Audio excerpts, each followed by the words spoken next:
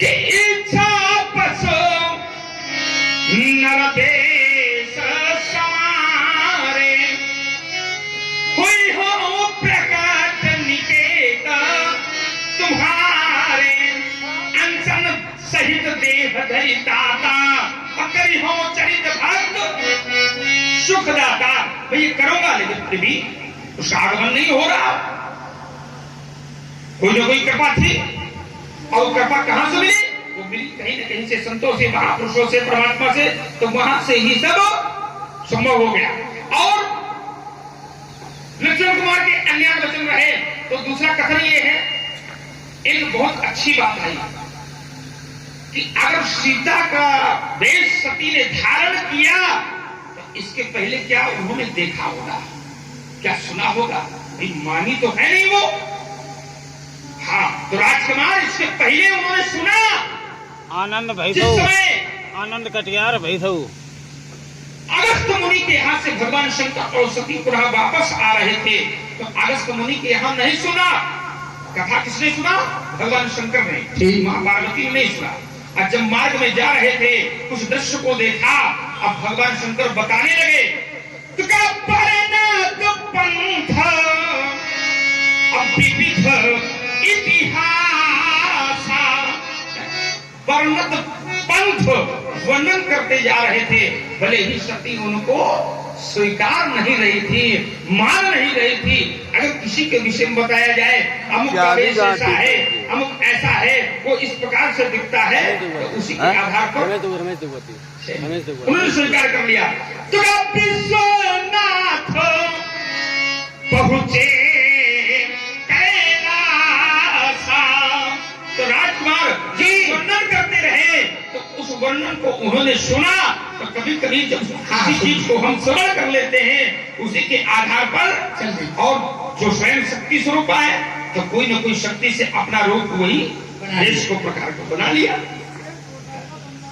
अब देखिए शक्ति स्वरूपा है तो शक्ति स्वरूपा की शक्ति पर, उनके ऐश्वर्य पर प्रश्न खड़ा हो जाता है कि जब शक्ति स्वरूपा है तो शक्ति से जान लेते कि भगवान शंकर जो कह रहे हैं वो सही है। और यहाँ क्या हो जाता है? हमारे भाई आनंद कटियार भैंसऊ आपकी ओर से भी 51 पुष्प मुद्राएं भेंटे हैं। बहुत बहुत धन्यवाद, बहुत बहुत चलिए, आपने बड़ी बुद्धि की उपज से आपने का सूत्र कहा, बोले वर्णत पंथ विविध इतिहास अब विश्वनाथ पहुंचे गए। तो अच्छा, विविध इतिहास में ये बता रहे होंगे कि ये सती का, सीता जी का ये ऐसा रूप है। अरे नहीं महाराज, हमने कहा था कि कभी किसी को देखा होगा तब तो बनाया होगा। तो माता ने देखा है, उनके ऐश्वर्य को नहीं स्वीकार कर रही है, ये सही है। ठीक, शंकर को स्वीकार रहे हैं, कर रही है, लेकिन शंकर के अतिरिक्त वो किसी के ऐश्वर्य को माता स्वीकार नहीं कर रही। उस समय जब शंका भी हुई है तो शंकर जगत बंद जगदीशा असुर नर मुनि सब नावत। ये शंकर का ऐश्वर्य उन्हें स्वीकार है, पर शंकर के अतिरिक्त कोई है ये स्वीकार नहीं है। अब देखिए जरा, सीता को देखा है माता ने? नहीं देखा? अरे देखा है। क्यों बाबा देखा है? इसके पहले कहाँ देखे? मुनि शास्त्र में। अरे कहाँ दिखा? अरे कुछ हो कह दो, हमें कौन मालूम है? देखा है। अरे जिस समय यही मिथिला में, मिथिला में माता जी ने भेजा, गिरजा पूजन जननी पठाई, पूजन करने के लिए माता जी ने भेजा।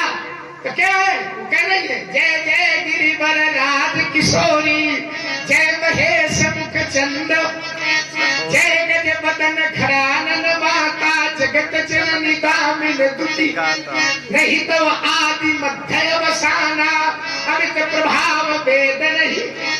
चलिए पहली बात फिर छोड़ दीजिए, उनका ऐश्वर्य उसी राम के ऐश्वर्य से सारे ऐश्वर्य जितने संसार में ऐश्वर्य दिखाई दे रहे वो अंशी है, बाकी सब अंश है।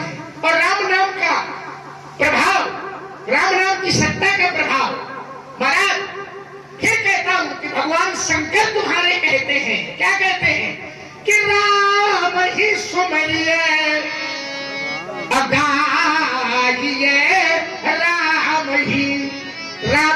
सुमरिए और गाइए राम संतत। संतत माने निरंतर लगातार। बाबा एक और नागा ना हो, जपत हो कि नहीं? या को अरे तुम तो जो जपत हो संतत सुनिए राम गुण ग्राम। राम का स्मरण करो। भोले बाबा तुम्हारे कहते हैं कि राम का स्मरण करो, राम का जाप करो, एक और नागा ना करो। भोले बाबा अगर कहते हैं तो राम भी कहीं ना कहीं से कुछ कहते हैं। अगर स्मरण वाली बात है तो वो कहते हैं स्मरण करो, तो भक्त सदैव अपने भगवान के प्रति ही वो मार्ग दर्शाएगा। और राम स्वयं कहते हैं अगर मुझे प्रसन्न करना चाहते हो तो भगवान शंकर की कृपा जीवन में होना अत्यंत आवश्यक है। तो पहले अपनी रति अपना प्रेम कहां करना पड़ेगा? तो कहा भगवान शंकर की। अगर वो नहीं है तो भी मुझे कोई स्वीकार नहीं कर सकता। शिव पाद कमल जिन्हीं रति नाही। पहले पद कमलों में भगवान शंकर के रति हो, यहां स्थान बनाना पड़ेगा। और अगर यहां पर स्थान नहीं है तो जिनका तुम बार बार बखान करते हो राजकुमार, राम हिते सपने हो ना सुहाई। उस स्वप्न में भी कभी भाग नहीं सकता है। और एक जगह मेरा चिंतन गया, अब वो चिंतन मैं अपना रखना चाहता हूं। वो है क्या? हमने दर्शन दिया था वर्णत पंथ विविध इतिहास, विश्वनाथ पहुंचे कैलाश। यद्यपि शक्ति है हर रूपों में, किसी न किसी रूपों में एक दूसरे को दृष्टिगोचर करते हैं। तो लक्ष्मण कुमार ने कहा कि मिथिला में देखा। कहां पर? तो कहा जय जय गिरिवर राज किशोरी, जय महेश मुख चंद चकोरी। ये गिरिराज किशोरी ये कौन है? ये गिरिराज हिमालय की पुत्री, उस समय तो पार्वती के रूप में है। जय गज बदन खरानन माता। ये खरानन की माता कौन है? पार्वती, सती तो थी नहीं। जय गज बदन खरानन माता, जगत जननी दामिनी स्तुति गाता। नहीं तव आदि ये मध्य अवसाना, जिसका न आदि है न अंत है, और मध्य का भी पता नहीं। नहीं तव आदि ये मध्य अवसाना, अमित प्रभाव वेद नहीं जाना। अरे वेद भी जिसका व्याख्यान नहीं कर सकते, वो आज शक्ति उन्होंने कैसे दर्शन? ये कैसे? ये किसने कहा? ये मेरा पहला तो प्रश्न ये बना आपका कि ये तो गिरिराज किशोरी है, वर हिमालय की पुत्री है। हिमालय की पुत्री कब बनी? आइए जरा इस चरित्र पर ध्यान दे जाइए। हिमालय की पुत्री कब बनी? और यहाँ हिमालय की पुत्री की वंदना की जा रही है। हिमालय की पुत्री तो तब बनी जब राम जी का विवाह हुआ। विवाह के बाद वनवास हुआ, और वनवास काल में सती जी को मोह हुआ। ध्यान करिए चरित्र पर। क्या ये पहले सुनो, तुम कहीं जा रहे? सती जी कब तक सती है? सती जी गिरिजा कब, हिमालय की पुत्री कब बनी? राम जी का विवाह हुआ।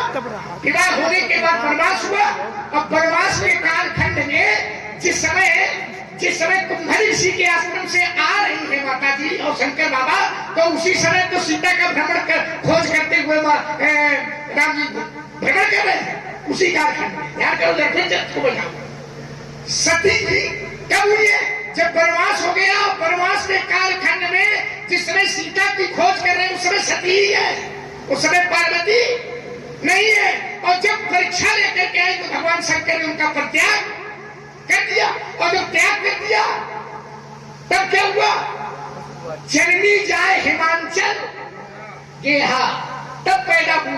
अब प्रश्न ये है कि जब उसके वनवास के बाद पैदा हुई है तो यहां फिर वंदना कैसे की जा रही है? क्यों यहां वंदना कैसे की जा रही है? बाद में पैदा होगी और वंदना